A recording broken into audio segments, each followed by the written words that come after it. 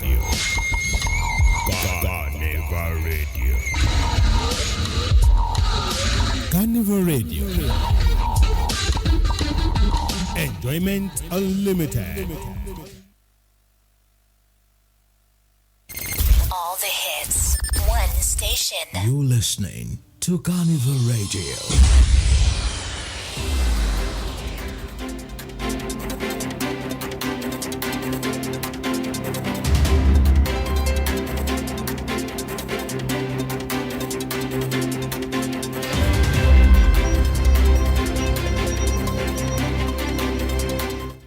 Good evening and welcome.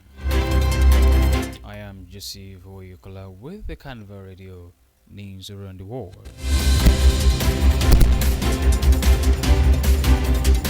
Starting the news this evening from Africa.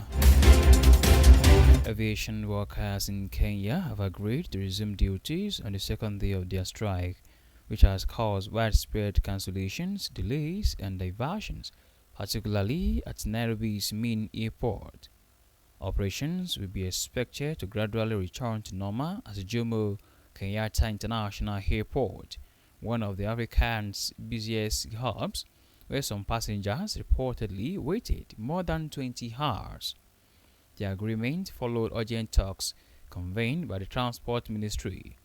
Meanwhile, Transport Minister Davis Chiki has stated that the aviation is vital to the economy and assure that efforts are being made to stabilize the sector.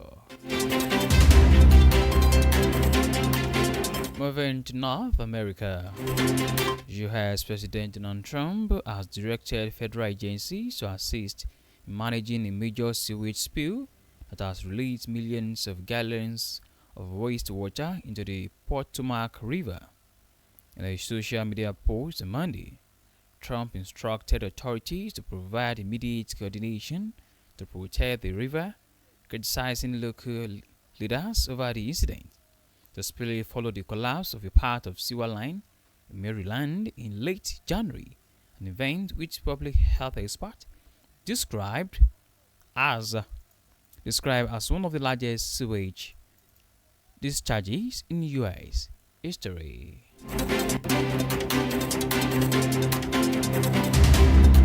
Moving to Europe, local election officials have warned that councils face an uphill struggle to prepare for the local elections in May after the government reversed plans to delay some votes. The local government secretary Steve Reed had previously approved the postponing of the 30 council elections in England until 2027. However, the government announced on Monday that it would proceed with the ballots following a legal challenge by Reform UK, citing revised legal advice.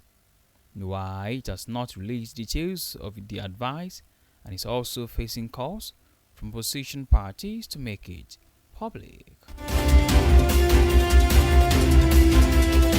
In Asia, India's AI Impact Summit, which was billed as a landmark gathering of global leaders and technology executives, has been overshadowed by logistical chaos on its opening day in Delhi on Monday.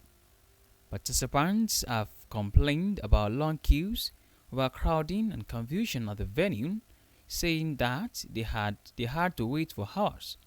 Some also reported limited access to food and water, claiming their products were stolen from their store. The 5-day summit, which was inaugurated by Prime Minister Narendra Modi, is said to be promoted as the first major international AI meeting hosted in the Global South.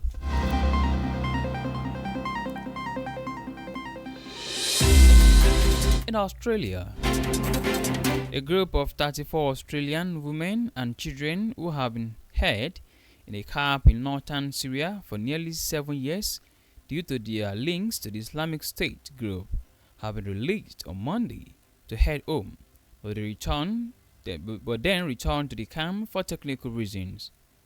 The group, thought by authorities to be the wives and children of IS fighters, have been stuck in the road detention camp until now, with the Australian government refusing to officially repatriate them.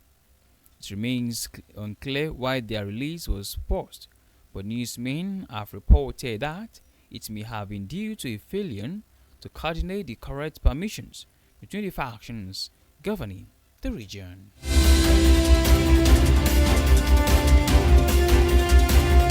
And that ends Carnival Radio News around the world. Thank you very much for listening. You can download Carnival Media app for Google Play Store and Apple iOS. You can also check out our website at www.carnivalmedia.ng. My name remains Joseph Oyokola. Good evening, and please do well to enjoy the rest of your day.